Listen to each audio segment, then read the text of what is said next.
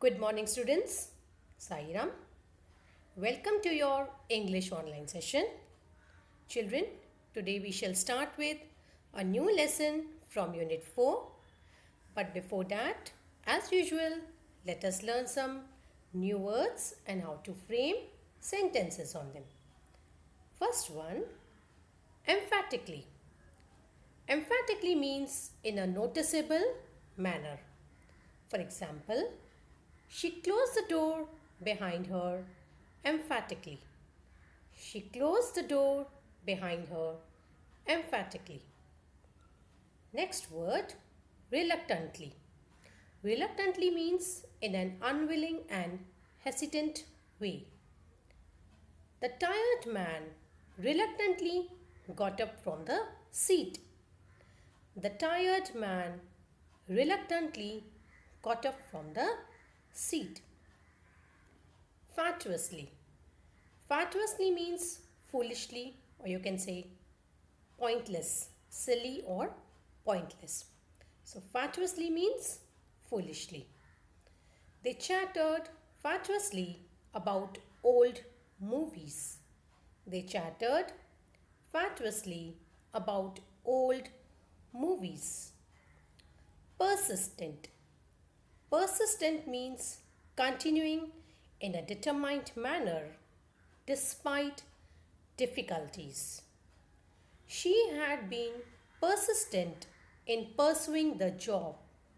She had been persistent in pursuing the job.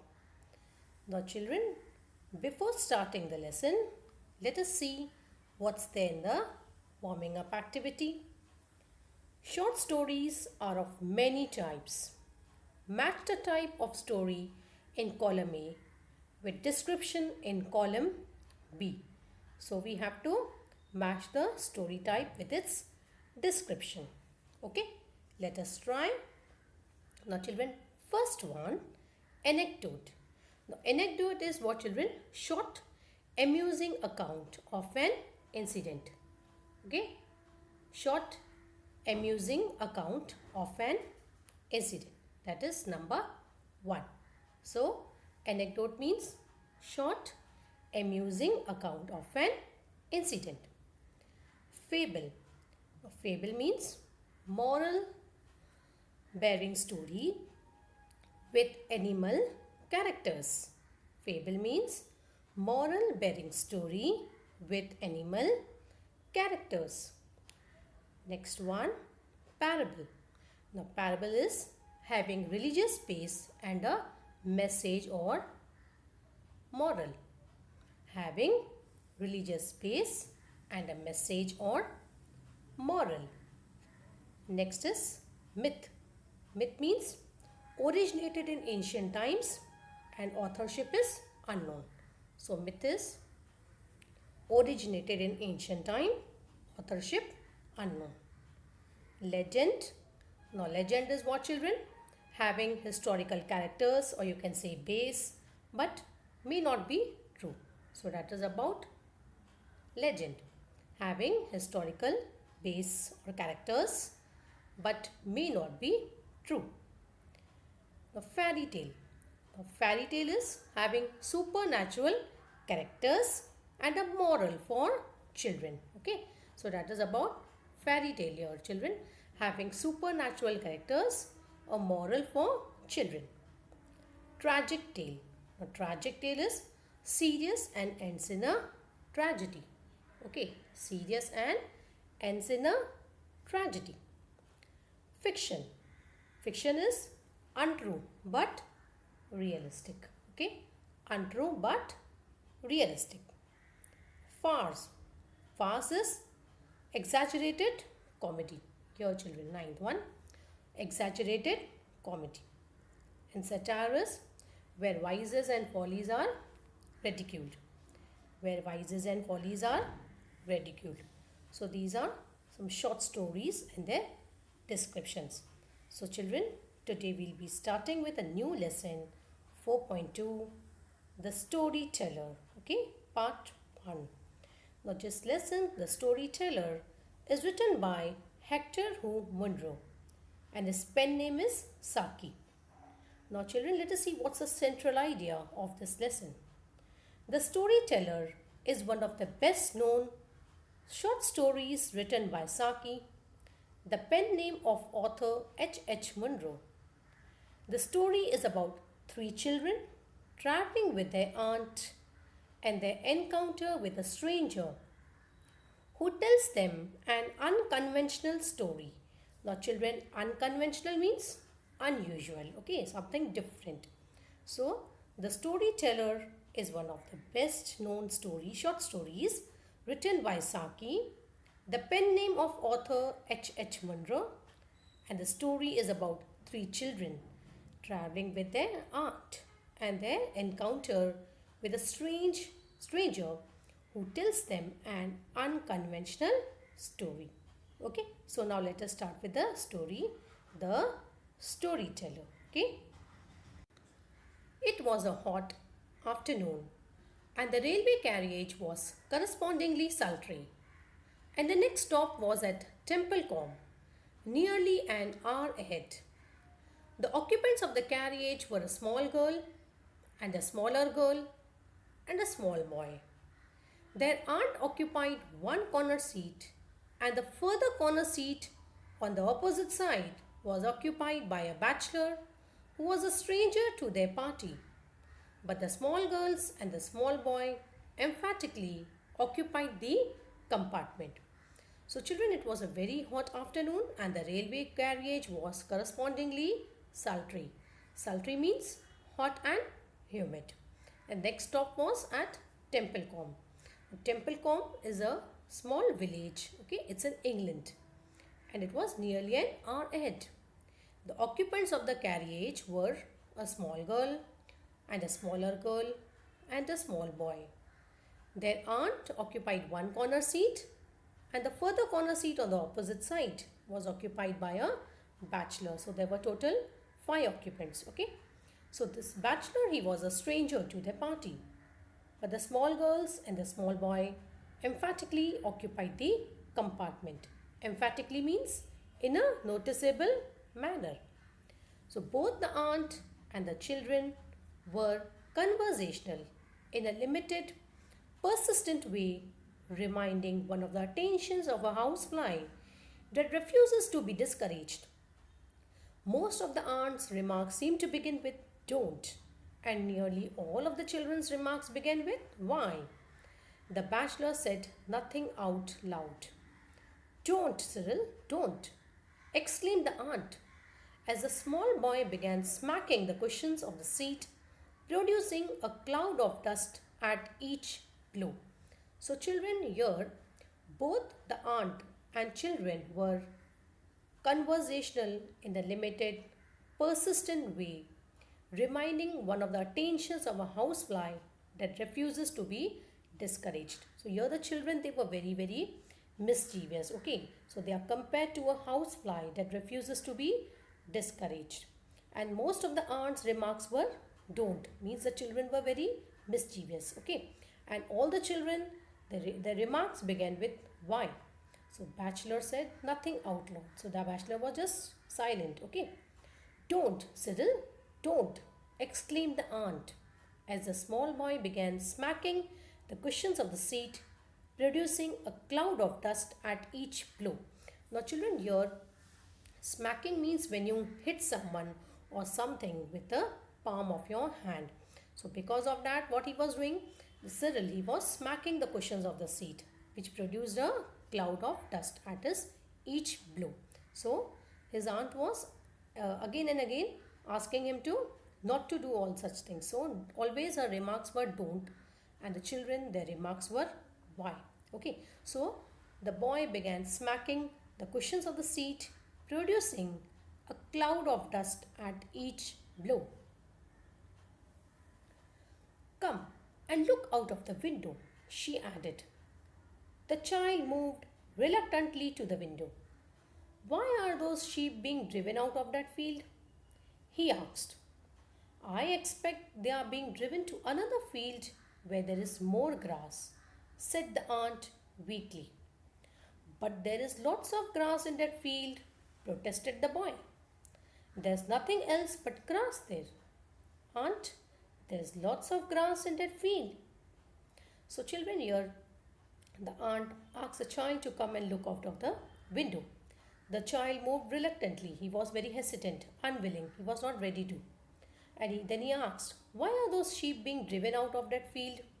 He asked, okay, so he asked a question to his aunt that why are those sheep being driven out? Now, driven out means when you driven out means to cause or leave something, a particular place, to leave a particular place. Okay, so why are those sheep being driven out of that field? He asked. Then the aunt she answers, I expect they are being driven to another field where there is more grass, said the aunt weakly. But there's lots of grass in that field, protested the boy. Protested means when you don't agree with something or you disapprove of something. Okay. So he says that there's lot of grass in that field, protested the boy. There's nothing else but grass there. Aunt, there's lots of grass in that field. Perhaps the grass in the other field is better, suggested the aunt fatuously. Why is it better? Came the swift, inevitable question. Oh, look at those cows, exclaimed the aunt. Nearly every field along the line had contained cows or bullocks, but she spoke as though she were drawing attention to a rarity. So, children, the aunt fatuously suggested that the grass in the other field is better, so the sheep were driven to that field. So, immediately the question came that why is it better?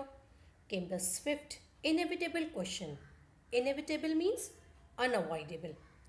Oh, look at those cows, exclaimed the aunt. Nearly every field along the line it had contained cows or bullocks, but she spoke as if she was drawing attention to something which is very rare. Okay, so in that field there were so many cows and bullocks, but she wanted to divert the attention of the child. So she spoke as if she was drawing attention to a rare thing, to a rarity. Why is the grass in the other field better? Persisted Cyril. The frown on the bachelor's face was deepening to a scowl. He was a hard, unsympathetic man, the aunt decided in her mind.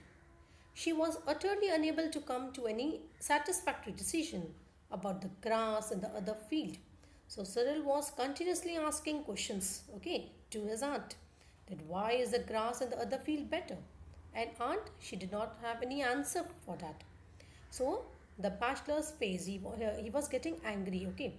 The frown on the bachelor's face was deepening to a scowl. So frown is when we are angry, okay, that is an angry look. He was a hard, unsympathetic man.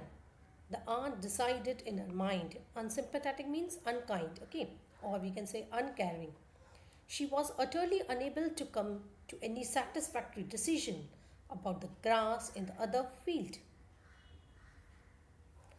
The smaller girl created a diversion by beginning to recite on the road to Mandalay. She only knew the first line, but she put her limited knowledge to the fullest possible use. She repeated the line over and over again in a dreamy but resolute and very audible voice. It seemed to the bachelor as though someone had had a bet with her that she could not repeat the line aloud 2000 times without stopping. Whoever it was who had made the wager was likely to lose his bet. So, children, the smaller girl, she created a diversion by beginning to recite. Yes, she started reciting on the road to Mandalay. And she knew only the first line. Okay, but she put her limited knowledge to the fullest possible use. She repeated the line again and again in a dreamy but resolute. Resolute means very firm, okay, and a very audible voice. It seemed to Bachelor as though someone had a bet with her that she could not repeat the line loud, okay, 2000 times without stopping. And whoever it was who had made the wager means a bet, okay, was likely to lose his bet. So she was continuously repeating that line, reciting that line on the road to Mandalay. Come home over here and listen to a story, said the aunt, when the bachelor had looked twice at her. The children moved listlessly towards the aunt's end of the carriage. Evidently, her reputation as a storyteller did not rank high in their estimation. So, children, the aunt, she asked the children to come over here and listen to a story. And the bachelor had looked twice at her. The children moved listlessly, means they were very inactive, towards the aunt's end of the carriage. And according to them, as the reputation of aunt as a storyteller was did not rank high in their estimation, that is, in their opinion, she was not a good storyteller. So the children, they were very inactive. Listlessly means inactively. Okay, so they moved listlessly towards the aunt's end of the carriage. Evidently, a reputation, or you can say reputation is goodwill, okay, as a storyteller did not rank high in their estimation. So, in their opinion, she was not a good storyteller. Okay, so we'll stop till your children. Now, children, homework for you. You have to complete this web diagram. Okay, occupants of the, it is of the carriage. Okay, it's occupants of. Okay, now children, here you have to write in your book, you have to draw this web diagram. Occupants, you know, there were total 5. Okay, you have to do this as a homework. And next one is you have to do match the following. Okay, match the column A with column B. Cyril, okay, smaller girl, aunt, bachelor. And column B, unable to come up with satisfactory answer, heart, unsympathetic, road to Mandalay, curious about green grass patch. Okay, so you have to match this column. Cyril was very curious about green grass patch, and smaller girl, she continuously was singing road to Mandalay.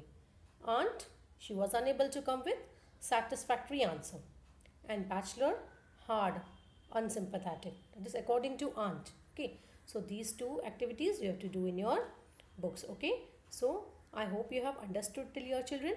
The next part of the story we will continue in the next class. Okay, so thank you, my dear students. Take care of yourself. Sai Ram.